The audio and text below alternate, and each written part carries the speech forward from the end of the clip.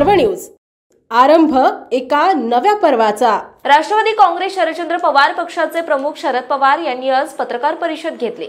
या पत्रकार परिषदेत त्यांनी राज्यातील भीषण दुष्काळाच्या परिस्थितीबाबत माहिती दिली आहे। राज्यात दुष्काळाची परिस्थिती आहे। 40 तालुक्यामध्ये दुष्काळाची परिस्थिती आहे। राज्यात सध्या 73% दुष्काळ आहे।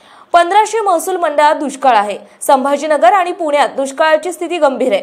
संभाजीनगरमध्ये 10% पाणीसाठा शिल्लक आहे, पुण्यात 16% पाणीसाठा शिल्लक आहे आणि नाशिकमध्ये 22% पाणीसाठा शिल्लक आहे। कोकणात 29% पाणीसाठा शिल्लक आहे। मोठ्या धरणात सध्या पाणीसाठा हा कमी आहे। उजनीमध्ये उपयुक्त जलसाठा 0 आहे। जायकवाडीत 5% पाणीसाठा हा शिल्लक आहे। मांजरा धरणात सध्या 0% पाणीसाठा आहे। पाऊस पडेल पण धरणात पाणीसाठा हा जमा होण्यास आपल्याला जुलैची वाट बघावी लागणार, असं शरद पवारांनी सांगताना चिंता व्यक्त केली। संभाजीनगरमध्ये 1561 गावात दुष्काळ आहे। तिथे 1038 पाण्याचे टँकर चालत आहेत। पुणे विभागात सध्या 635 गावात टँकरने पाणी पुरवठा केला जातोय। 10,572 या गावांमध्ये सध्या टँकरने पाणी पुरवठा केला जातोय। गेल्या वर्षी 1108 गावात टँकरने पाणी पुरवठा केला जात होता।